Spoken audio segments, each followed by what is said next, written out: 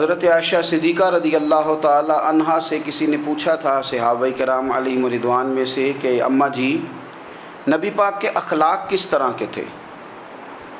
تو فرمانے لگی قرآن مجید ہی رسول پاک کے اخلاق ہیں۔ اور پھر حضرت عائشہ صدیقہ رضی اللہ تعالی عنہ اس شخص سے کہنے لگیں چاہے تو سورہ مومنون پڑھ لو۔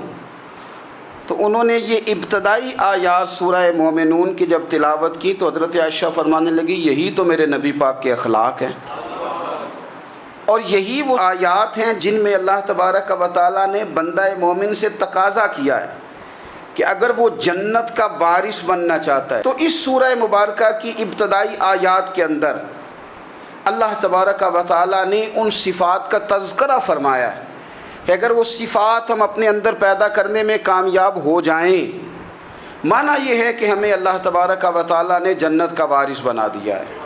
بڑے غور کے ساتھ سورہ مومنون کی ان ابتدائی آیات پر غور کرنا چاہیے۔ رب فرماتا ہے قد افلح المؤمنون، تحقیق مومن کامیاب ہو گئے۔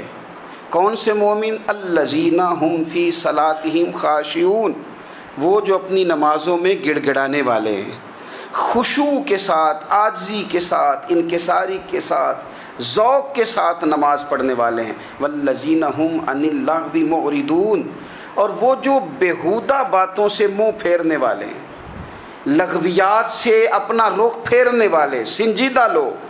پھر ارشاد فرمایا والذین هم للزکاۃ فاعلون، جو زکوٰۃ دینے کا کام کرنے والے ہیں۔ پھر فرمایا والذین هم لفروجہم حافظون، اور وہ لوگ جو اپنی شرمگاہ کی حفاظت کرنے والے ہیں، جو لونڈیوں اور باندیوں کے علاوہ اپنی بیویوں کے علاوہ کسی اور جگہ گندگی کریں، یہ حد سے بڑھنے والے، حدوں کو کراس کرنے والے لوگ ہیں۔ پھر ارشاد فرمایا والذین هم لاماناتہم وعہدہم راعون، اور وہ جو اپنی امانتوں اور اپنے وعدوں کی رعایت کرتے ہیں، امانتیں ادا کرتے ہیں، وعدے پورے کرتے ہیں۔ اور وہ لوگ جو اپنی نمازوں کی حفاظت کرنے والے ہیں، جن میں یہ خوبیاں آ گئیں۔ میرا رب فرماتا ہے نماز میں خشوع وضو حاصل ہو گیا، فضولیات سے بچ گئے، زکوٰۃ ادا کرنے والے بن گئے، شرمگاہ کی حفاظت کرنے والے بن گئے، امانتیں عہد پورے کرنے والے بن گئے، اپنی نمازوں کے محافظ ہو گئے۔ اللہ اکبر، قربان جائیں۔ مالک فرماتے ہیں اولئک ھم الوارثون، یہی لوگ تو وارث ہیں۔ یا اللہ کس چیز کے؟ فرمایا الذین یرثون الفردوس، یہ لوگ جنت کے وارث ہیں۔